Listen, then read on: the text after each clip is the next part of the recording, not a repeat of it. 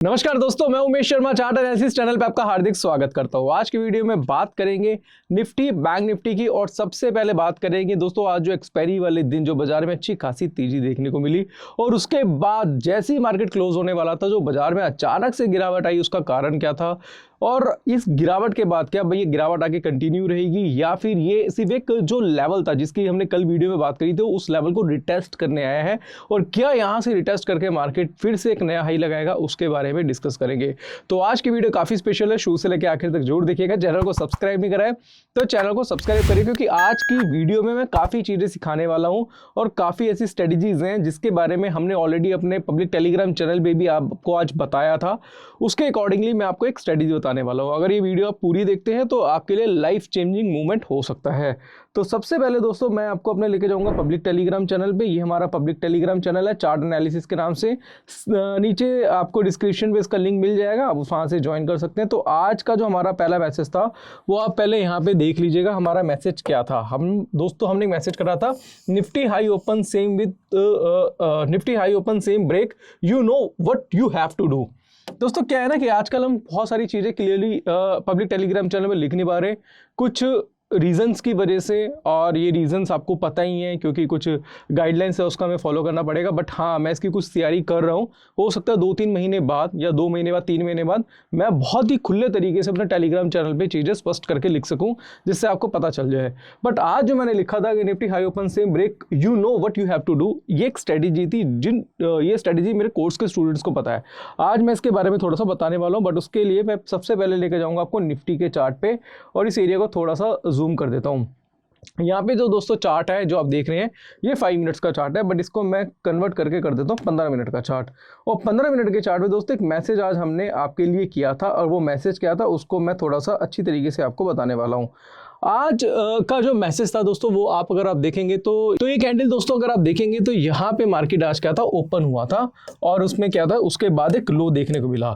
Exactly अगर आप देखेंगे तो शुरू की जो फर्स्ट कैंडल थी निफ्टी की वो हाई ओपन सेम वाली कैंडल थी। हाई ओपन सेम क्या होता है इसके बारे में मैं थोड़ा सा भी आपको बता दूंगा बोर्ड पे जाके, बट ये हाई ओपन सेम था।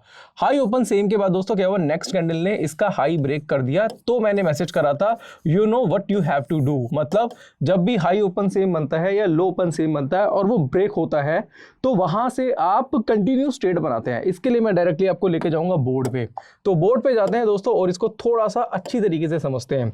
अब हुआ क्या था, पहले अगर हम देखेंगे तो निफ्टी ने हाई ओपन सेम बनाया था और 627 का लो बनाया था। मार्केट ने हाई और ओपन क्या था, सेम बनाया था। सेम बनाने के बाद निफ्टी ने लो जो बनाया वो 627 का लो बनाया। अब क्या हुआ, जो नेक्स्ट कैंडल थी वो आप 15 मिनट के चार्ट पे देखिए या वर्ली के चार्ट पे देखिए, वो आपके ऊपर डिपेंड करता है, बट 15 मिनट्स का चार्ट इसके लिए बैठा रहेगा। या तो सेम कैंडल ने ही ये हाई ब्रेक कर दिया हो, या तो नेक्स्ट कैंडल जब भी इसका हाई ब्रेक करती है, मान लो इसका हाई जो हाई है 19,691 का है जो आज की कैंडल का था, 691 का हाई है और जैसे ही 691 का हाई ब्रेक करती है सेम कैंडल या फिर नेक्स्ट कैंडल, तो वहां से आप क्या कर सकते हैं, अपनी बाई की पोजीशन बना सकते हैं।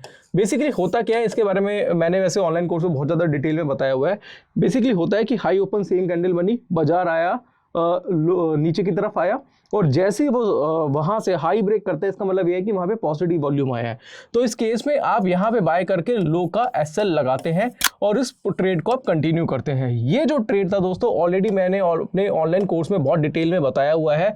और इसी तरीके से ये जो कैंडल आप देख रहे हैं इसका जो हाई था और ओपन था वो पूरी तरीके से सेम था, 627 का लो बनाया। नेक्स्ट कैंडल ने जैसे इसका हाई ब्रेक करा तो हमने इंडिकेशन दे दी थी 19,691 पे कि भैया यहां से बाई की अपॉर्चुनिटी बनी है और वहां से सीधा मार्केट जो है दोस्तों 19,880 तक चला गया था। अगर आप देखेंगे तो 200 पॉइंट की जो मूवमेंट है ऑलमोस्ट आपको यहाँ पे इस स्ट्रेटेजी से देखने को मिल गई थी। ये स्ट्रेटेजी मैंने ऑनलाइन कोर्स में बहुत डिटेल में बताई है, यहाँ पे मैंने आपको शॉर्ट में बताई, बट ऑनलाइन कोर्स में बहुत डिटेल में बताई है कि कैसे कैसे आप इस स्ट्रेटेजी का यूज़ करके अच्छा खासा इंट्राडे में पैसा बना सकते हैं। तो दोस्तों ये तो बात हो गई कि यहाँ से 200 पॉइंट की तेजी देखने को मिली, बट लास्ट में क्या हुआ, लास्ट में एक भयंकर वाली गिरावट देखने को मिली। रीज़न उसका क्या था, क्योंकि एक्सपायरी डे था और उसके साथ साथ बास्केट में किसी ने पोजीशन शॉर्ट करी थी। अगर आप देखेंगे एसबीआई आईसीआईसी बैंक को बहुत अच्छी तरीके से गिरे थे। अगर आप बैंक्स को देखेंगे तो बैंक्स पे अच्छी खासी गिरावट देखने को मिली थी। अगर मैं यहीं पे 5 मिनट का चार्ट आपको दिखाऊं तो 5 मिनट्स के चार्ट पे आपको पैटर्न कुछ इस तरीके से दिखाई देगा। यहाँ पे तो ये जो अगर आप देखेंगे लास्ट कैंडल जो है, जो आपको यहाँ पे दिखाई देगी, इसको बोलते हैं शूटिंग स्टार कैंडल। काफी लोग ऐसे हैं जो कैंडल्स को कुछ भी नहीं मानते। कह रहे कमेंट आया था जो कह रहा कैंडल वेंडल कुछ नहीं होती, वो लोग होते हैं जो यहाँ पे बाय करके ट्रैप हो जाते हैं। ये देखो शूटिंग स्टार कैंडल बनी थी और 5 मिनट के चार्ट पे यहाँ पे सेलिंग का पैटर्न बन चुका था। और सेलिंग के बाद दोस्तों अगर आप देखेंगे तो 19,850 से सीधा जो मार्केट था 19,730 के आसपास, 720 के आसपास आ गया। यानी कि 100 पॉइंट से ज़्यादा की गिरावट थी। अगर आप देखेंगे तो आपको 20 मिनट के अंदर दिखाई दी थी। और उसका कारण क्या था? वो था सिर्फ वो शूटिंग स्टार पैटर्न। जो मेरे भाई लोग हैं जो स्कैल्पिंग करना चाहते हैं, जो चाहते हैं कि कम टाइम फ्रेम का यूज़ करके ज़्यादा पैसा बनाना चाहते हैं, वो 5 मिनट्स के चार्ट की तरफ जा सकते हैं। ये 5 मिनट का चार्ट हमने भी देख लिया था, बट मार्केट क्लोज होने वाली थी, 3 बज चुके थे, तो मुझे लगा नहीं कि कोई ट्रेड लेना चाहिए। रीज़न उसका क्या, अगर ट्रेड फंस के रह गया और कल कुछ गैप अप गैप डाउन हो गया तो वहाँ पे बड़ा नुकसान हो सकता है। तो अगले दिन का रिस्क ना लेके मार्केट क्लोज होने वाली थी, तो यहाँ पे मैंने भी कोई ट्रेड नहीं बनाया था। हाँ, मैंने बाइंग में ट्रेड बनाया था, पैसा कमाया, बट यहाँ पे मैंने कोई सेल में ट्रेड नहीं बनाया था। बट आपको ये पता होना चाहिए कि एक्चुअल में गिरावट का कारण क्या था, वो मैंने आपको यहाँ पे बता दिया है। दूसरी चीज़ दोस्तों देखेंगे बैंक निफ्टी में, तो बैंक निफ्टी का चार्ट पे हम जाते हैं और बैंक निफ्टी का जो चार्ट है एग्जैक्टली यहाँ पे कुछ इस तरीके का दिखाई देगा। मैं 15 मिनट्स का चार्ट आपको बैंक निफ्टी का दिखा देता हूँ। और मैंने कल कुछ बात करी थी आपसे, अगर आपको ध्यान नहीं है तो मैं उसके लिए मैं डेली का चार्ट आपको दिखाना चाहूँगा, 1 डे का। और हमने कुछ आपको बताया था कि बाजार जो है कुछ इस तरीके से रिएक्ट कर रहा है। ये अगर आप देखेंगे तो मार्केट कुछ इस तरीके से रिएक्ट कर रहा है, और हमने आपको बताया भी था कि ये जो देखेंगे मार्केट ओवरऑल बुलिश है। बट आपको ये भी बताया था कि कल एक गैप अप बना है। कल आपको पता था कि बाजार में गैप अप ओपनिंग हुई थी, मार्केट अच्छा खासा पॉजिटिव था। और कल की वीडियो में भी स्पेशली बताया था बैंक, यहाँ पे अगर आप देखेंगे निफ्टी बैंक निफ्टी के लिए कि एक बार ये अपना गैप फिल करने आ सकता है। क्या बताया था? अपना गैप फिल करने आ सकता है। तो और 43,900 का लेवल भी आपको दिया था कि बाजार में तेजी है, वो ठीक है तेजी है, बट एक बार 43,900 तक आ सकता है बैंक निफ्टी, क्योंकि वो अपना जो गैप है उसको फिल कर सकता है। इसके लिए दोस्तों मैं फिर से आपको बोर्ड पे लेके जाऊंगा और आपको थोड़ा सा डिटेल में बताना चाहूँगा। देखिए क्या होता है ना कि जब भी हम डेली चार्ट पे काम करते हैं, बड़े टाइम फ्रेम पे काम करते हैं, तो मान लो कुछ इस तरीके का पैटर्न आपको दिखाई दिया है। अब इस तरीके का पैटर्न दिखाई दिया और बाजार में क्या हुआ, आपको एक गैप अप देखने को मिला। कल की वीडियो में हमने आपको ब्रेकअवे गैप के बारे में बताया था। ब्रेकअवे गैप देखने को मिला था, यहाँ पे ये गैप हमें देखने को मिला था। अब होता क्या है कि नॉर्मली बाजार जाता है ऊपर, और कई बार ऐसा भी देखने को मिलता है कि वो अपने लेवल को रिटेस्ट करने जरूर आता है। जो सपोर्ट लेवल है, जो कि यहाँ पे रेजिस्टेंस है, ये रेजिस्टेंस है, ये रेजिस्टेंस है, रेजिस्टेंस बिकम सपोर्ट। तो एक बार सपोर्ट के आसपास आता है, फिर उसके बाद ये रिकवरी देखने को मिलती है। और सच आपको बताऊंगा दोस्तों, अगर मेरे से पर्सनली पूछेंगे तो मैं ये जो एरिया है इसको फिर भी इतना प्रेफरेंस नहीं दूंगा, बाय करूंगा, इंट्राडे के लिए बोलूंगा, पोजीशन स्क्वायर ऑफ कर दूंगा। बट अगर सेकंड टाइम रिटेस्ट करके ऊपर जाता है तो मैं यहाँ पे बाय करके यहाँ पे सेल करना पसंद करूंगा, क्योंकि पता है जब बाजार रिटेस्ट करके ऊपर की तरफ जाता है, रिटेस्ट करके बाजार में जो तेजी आती है दोस्तों, वो फिर परमानेंट तेजी होती है, वो टेम्परेरी तेजी नहीं होती। फर्स्ट टाइम का ब्रेकआउट है, चाहे सपोर्ट से हुआ हो ब्रेकडाउन, चाहे रेजिस्टेंस पे ब्रेकआउट हुआ हो, वो टेम्परेरी होता है। सेकंड टाइम का जो ब्रेकआउट होता है, जो रिटेस्ट करके जाता है, वो परमानेंट होता है। वो आपको काफ़ी अच्छी रैली आपको दे सकता है।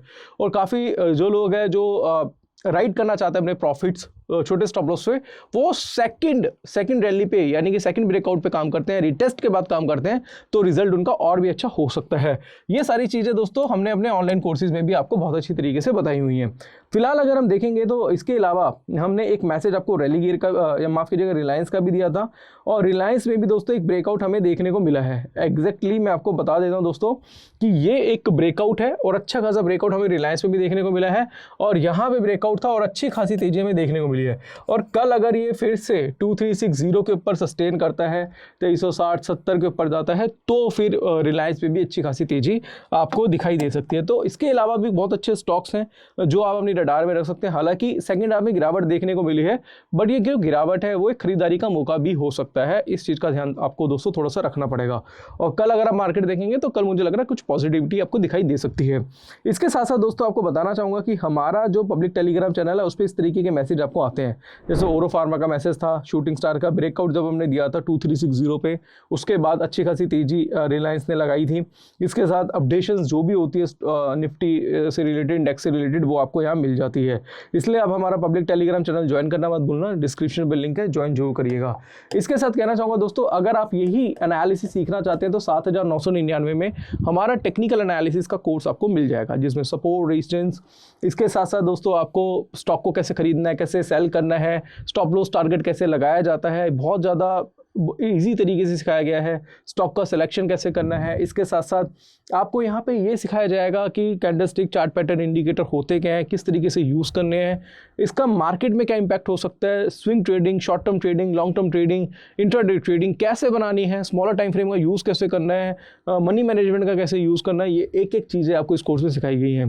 तो जो लोग नए हैं, जो लोग स्टार्ट कर रहे हैं मार्केट में, वो टेक्निकल एनालिसिस से स्टार्ट करें, और जिनको टेक्निकल एनालिसिस आता है वो ऑप्शंस या फिर टेक्निकल एनालिसिस ऑप्शन का कॉम्बो भी खरीद सकते हैं। अभी छोटा सा डिस्काउंट लगा हुआ है, 1-2 दिन का डिस्काउंट है, वो आप अवेल कर सकते हैं। साथ साथ आपको कहना चाहूँगा, अगर ये कोर्स परचेस करते हैं तो पब्लिक टेलीग्राम चैनल के साथ साथ प्राइवेट टेलीग्राम चैनल भी आपको मिलेगा, और जो भी डाउट है कोई भी करिए, मुझे डायरेक्टली कॉल कर सकते हैं, व्हाट्सअप कर सकते हैं। स्क्रीन पे आपको एक नंबर दिख रहा होगा, उस पर कॉन्टैक्ट करिए, नहीं तो ऐप का लिंक भी डिस्क्रिप्शन पे है, ऐप को भी डाउनलोड कर सकते हैं। तो आज की वीडियो में मैंने आपको निफ्टी, बैंक निफ्टी के बारे में एनालिसिस करके बताई, रीजन क्या था बढ़ने का और गिरने का, वो दोनों चीज़ें बता दी हैं।